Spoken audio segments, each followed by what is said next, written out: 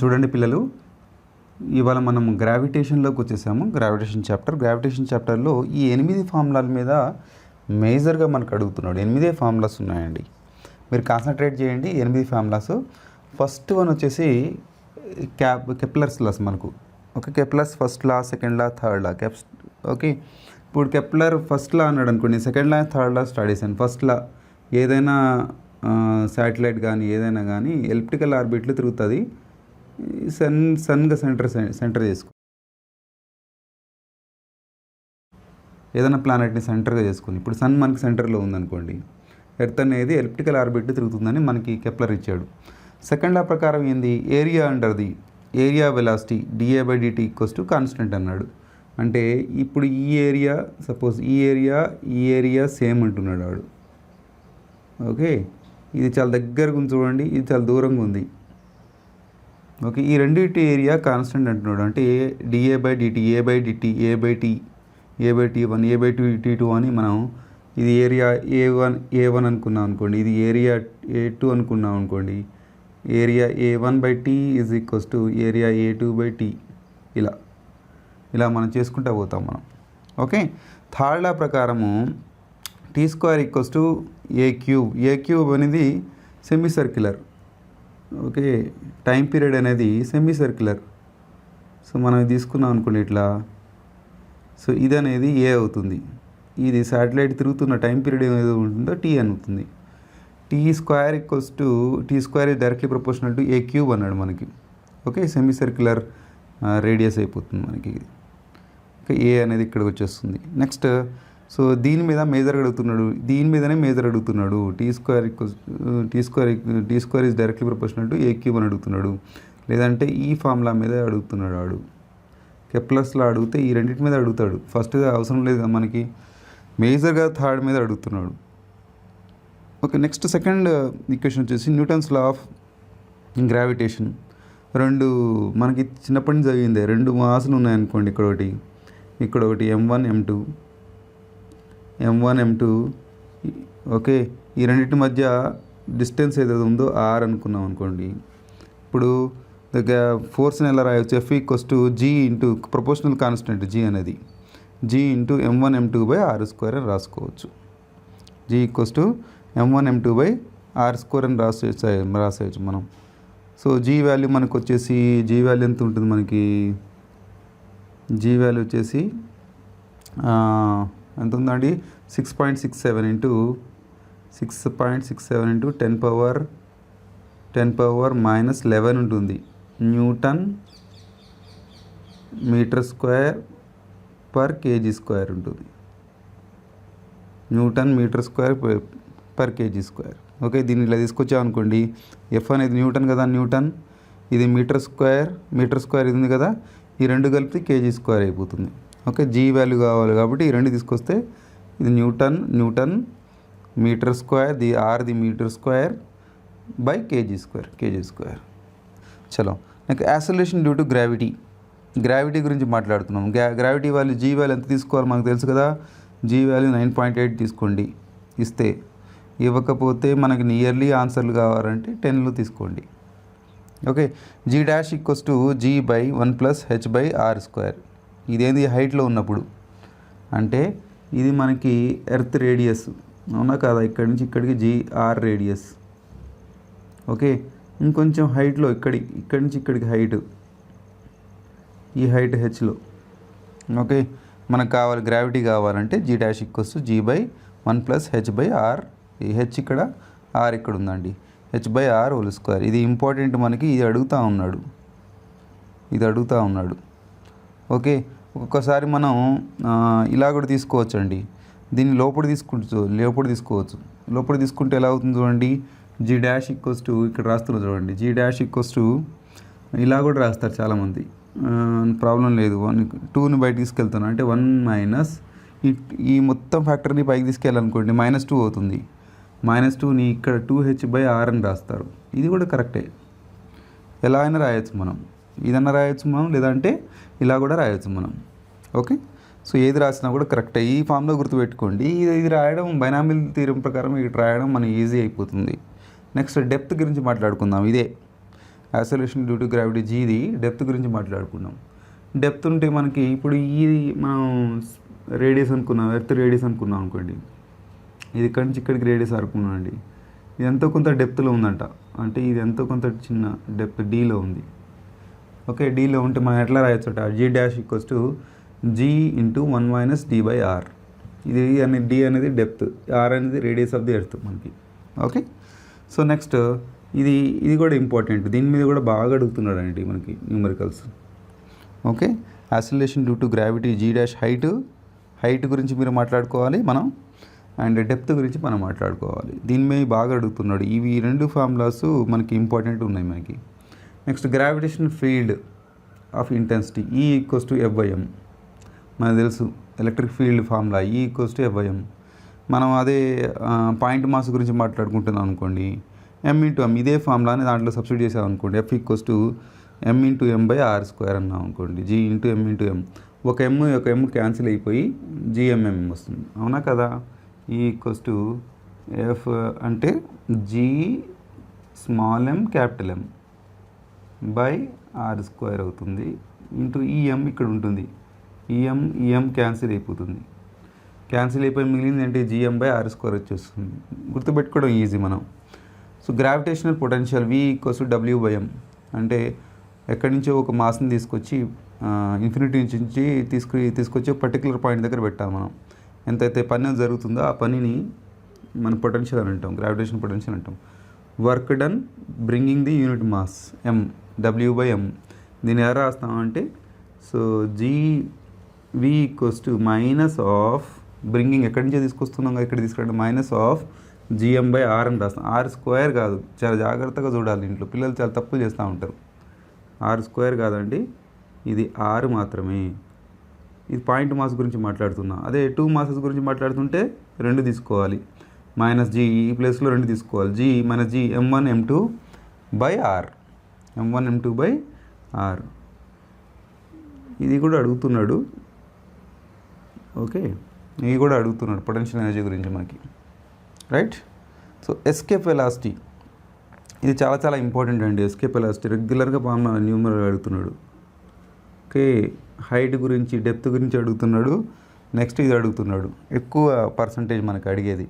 Okay, escape velocity అంటే earth నుంచి మనం ఏదైనా శాటిలైట్ మనం ఇక్కడ పంపిస్తున్నాం, రాకెట్ పంపిస్తున్నప్పుడు ఎస్కేప్ అవ్వాలి అంటే ఎంత కావాలనేది జీ తెలుసు మనకి, ఆర్ తెలుసు, అవునా కదా. So orbital velocity. Okay, so ఇది orbital velocity of the satellite, right. So orbital velocity చూసుకుంటే మనం ఏంది ఇప్పుడు ఇది, so V0 equals to gr²/r+h. ఇది చూడండి, R radius of the earth.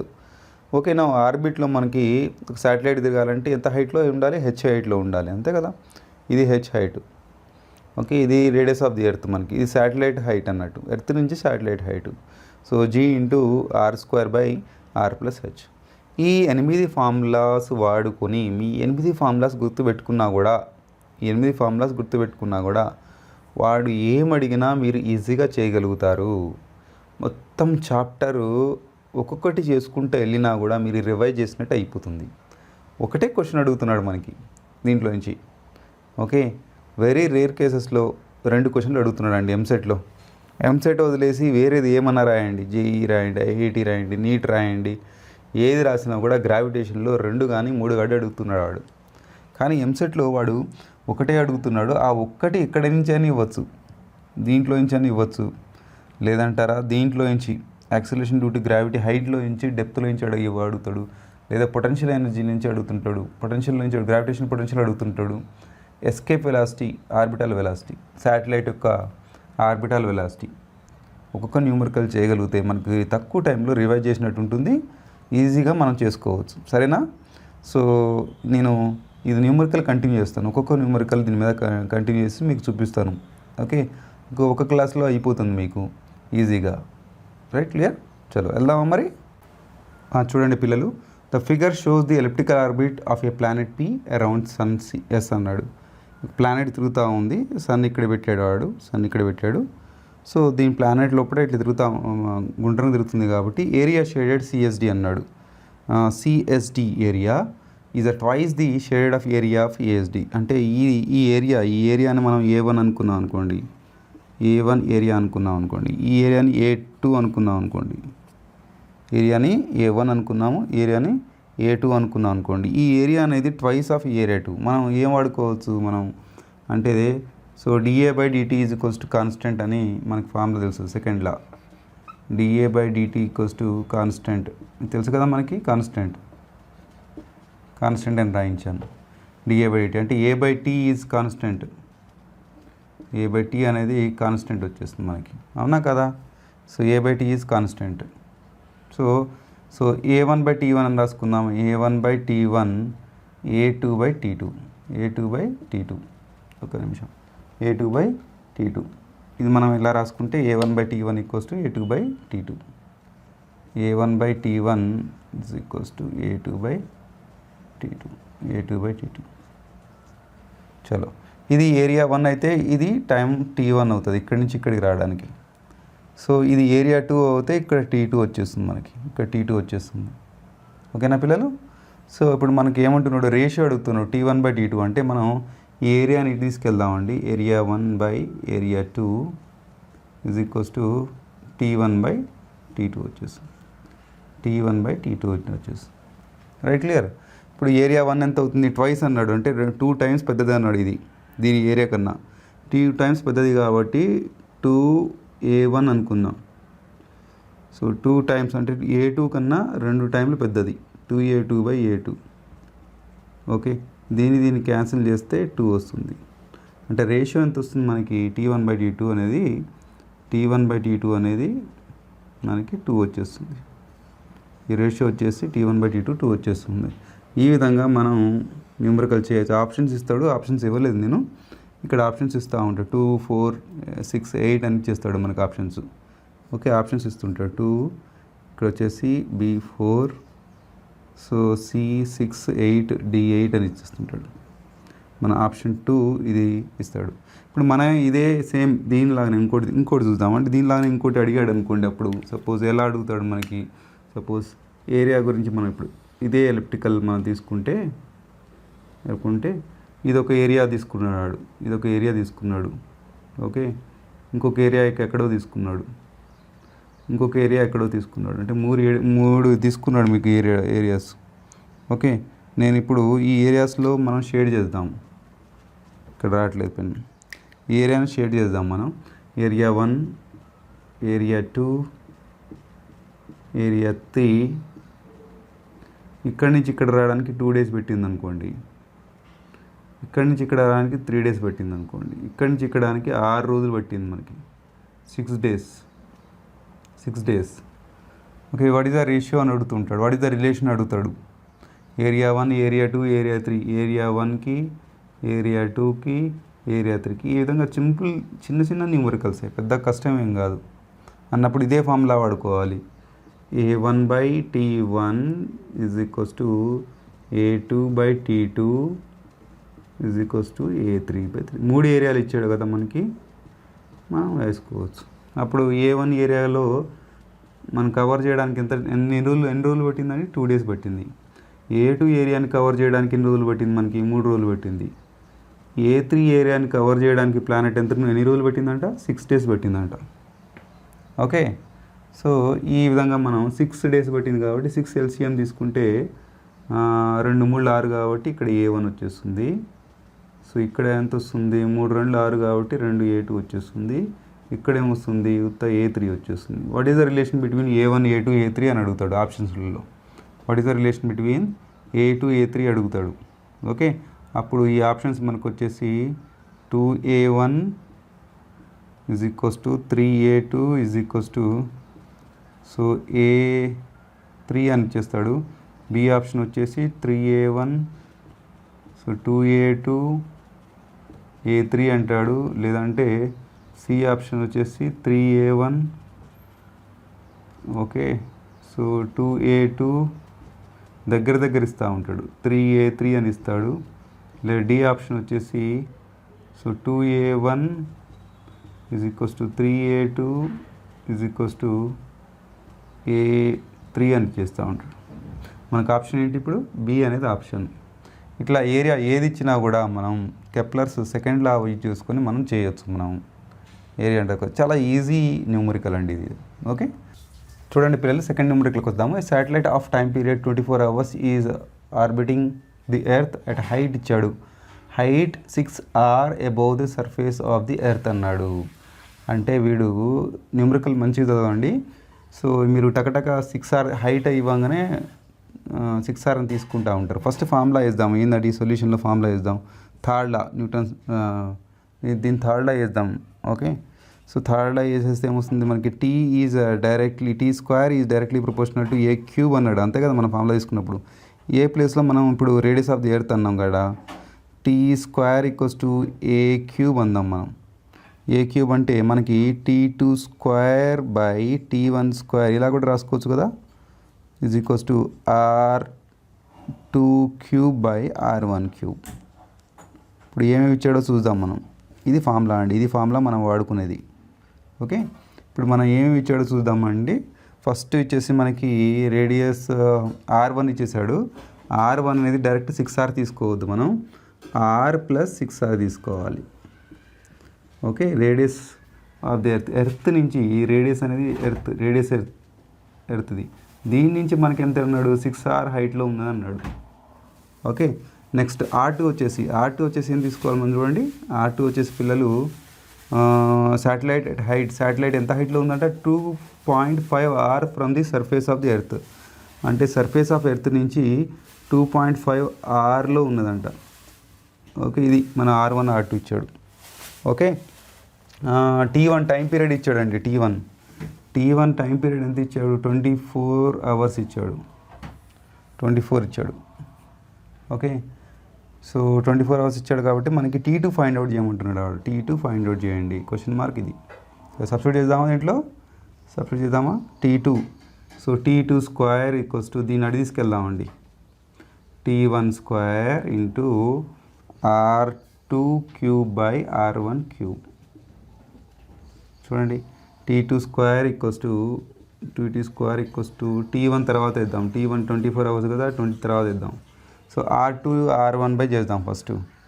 R2 ఏమవుతుంది ఇక్కడ, R2 వచ్చేసి మనకి 2.5 + 1 hour అంటే 3.5 అవుతుంది కదా, 3.5 hours అవుతుంది by, so 6 hours + 1 hour 7 hours అయిపోతుంది. 7 hours హోల్ క్యూబ్. పాయింట్ వచ్చింది కదా ఇక్కడ. ఎట్లా చేయాలి సార్, పాయింట్ వస్తే కష్టం అవుతుంది కదా మనకి. చేసుకోండి, ఏమవుతుంది, పాయింట్ వస్తే చేయలేరా మీరు. సో T1 స్క్వేర్ అలానే రాద్దాము, లాస్ట్లో సపరేట్ చేసుకున్నాము. సో 3.5 hours అన్నాడు కదా, 6 hours పోతుంది మనకి. ఓకే, 3.5/7, 3.5ని 35/10 రాసుకోవచ్చు కదా.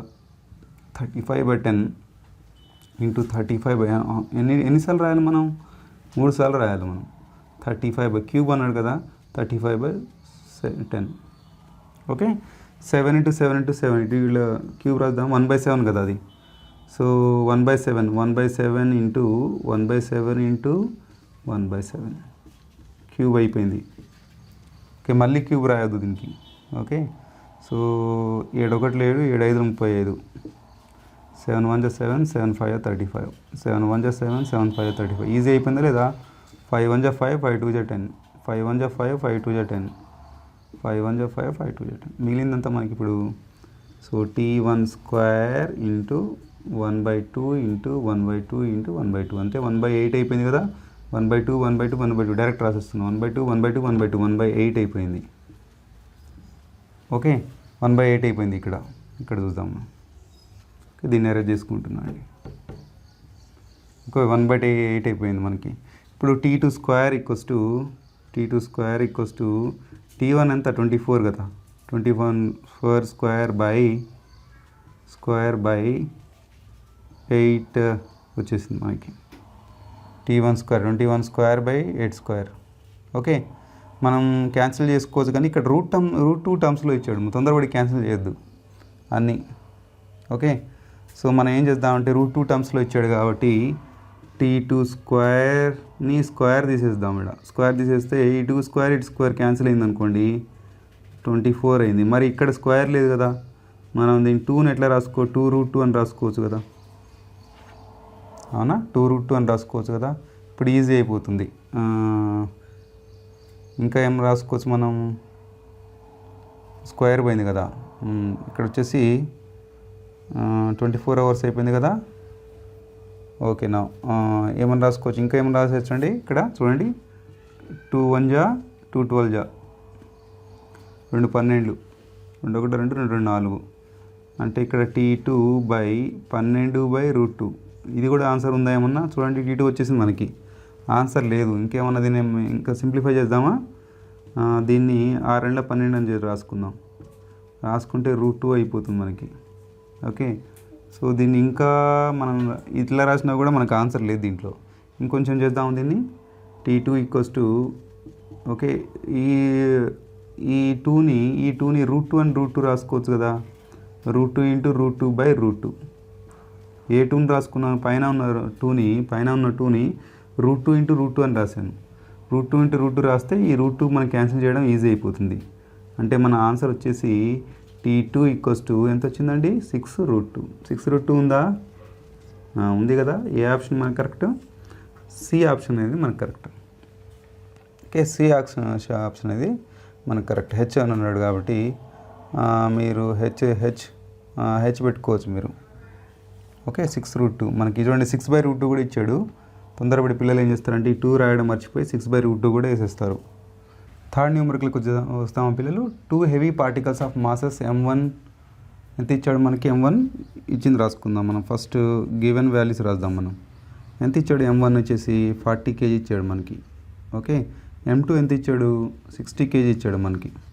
Okay, 60 kg attracts each other with force ఇచ్చాడు మనకి. ఫోర్స్ ఎంత ఇచ్చాడు పిల్లలు మనకి, 4 × 10⁻⁻5 న్యూటన్స్ ఇచ్చాడు. ఓకే, న్యూటన్ అని రాయట్లేదు, యూనిట్ అక్కడ ఉంది మీకు. సో జీ వాల్యూ వాళ్ళే ఇచ్చేసాడు. మనం ఇవ్వకపోతే మనం గుర్తుపెట్టుకోవాలి. చెప్పానుగా నేను, 6 × 10⁻11 newton m²/kg². Calculate the distance, R అని అడుగుతున్నాడు. డిస్టెన్స్ మన ఆరే కదా. న్యూటన్స్ లా ప్రకారం మనం రాద్దామా. న్యూటన్స్ లా ప్రకారం ఏం రాద్దాం, ఫోర్స్ = G × M1 M2/r² అని రాద్దాం. ఓకే, ఇప్పుడు r² కాదు, ఆర్ అడుగుతున్నాడు వాడు. మనం దీన్ని ఇలా తీసుకెళ్దాం మనం. r² = G M1 M2/f అని రాద్దాం. మనకు ఆర్ కావాలి కదా. ఆర్ కావాలంటే మొత్తాన్ని రూట్లో తీసుకెళ్దాం. G M1 M2/r² ఇక్కడ ఏంది, ఎఫ్ వచ్చేసింది కదా, ఎఫ్ వచ్చేసింది. ఇప్పుడు సబ్స్టిట్యూట్ చేయండి, రూట్ తీయండి. R value, okay, R value. లేదంటే ఫస్ట్ ఇవన్నీ క్యాలిక్యులేట్ చేయండి, దాని తర్వాత రూట్ చేయండి. మీ ఇష్టం, ఎలానే చేయొచ్చు మీరు.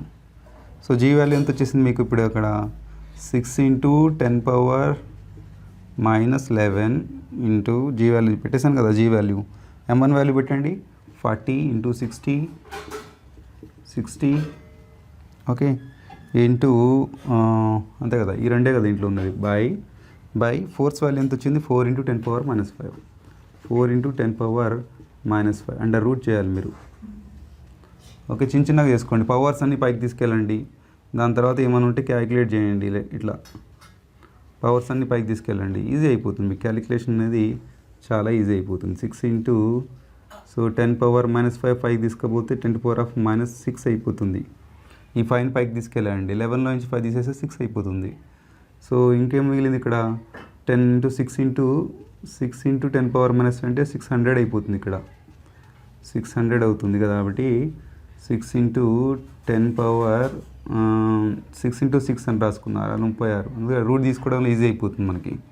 సో 10⁻⁻4 అవుతుంది. సో 10⁻2 10⁻⁻6 ఏమవుతుంది, 10⁻⁻4 అవుతుంది, అంతే కదా. సో 6 × 6 ఒక రూట్లో రూట్ తీసుకుంటే ఒకటే వచ్చేస్తుంది. 10⁻⁻2 10⁻⁻2 తీసుకుంటే 10⁻⁻2 అని వచ్చేస్తుంది మనకి R value. So R value కరెక్టే కదా. 6 × 36, 10⁻⁻2 10. దీన్ని 10⁻⁻2 10⁻⁻2 అని రాసుకోవచ్చు కదా, 2 టైమ్స్ రాసుకోవచ్చు కదా. అంటే ఒక రూట్లో నుంచి బయటకు వెళ్తే ఒక 10⁻⁻2 బయటకు వచ్చింది, ఒక 6 అనేది బయటకు వచ్చింది. అంటే 6 ఎన్ని పెట్టాలి మనం, 6/100 కదా. అంటే 6.60 మీటర్స్ అని వచ్చేస్తుంది మనకి. వాడు ఆన్సర్లో సెంటీమీటర్లలో అడిగాడు. ఓకే, సెంటీమీటర్లో అడిగాడు కాబట్టి 6 సెంటీమీటర్స్ అని రాసుకోవచ్చు. దీన్ని ఇట్లా రాసుకోవచ్చు కదా, మళ్ళీ ఎందుకు ఇట్లా రాసుకోవడం. సో ఆర్ = 6 సెంటీమీటర్స్ అని రాసుకోవచ్చు మనం. ఓకే, మన ఆన్సర్ ఇది. ఓకే, దీన్ని మన ఆన్సరు ఫస్ట్ వాళ్ళ ఆప్షన్. మనం ఈజీగా రూట్ని ఈజీగా తీసుకోవచ్చు. ఓకే, ఫస్ట్ లేదా ఇలా క్యాలిక్యులేట్ చేసుకుని దాని తర్వాత వచ్చిన వాళ్ళకి రూట్ చేయండి. ఏదన్నా కూడా మీకు ఈజీనే మనకి. ఓకే, ఈ విధంగా మనం థర్డ్ కంప్లీట్ చేసాము. ఫోర్త్లోకి వెళ్ళిపోదాం.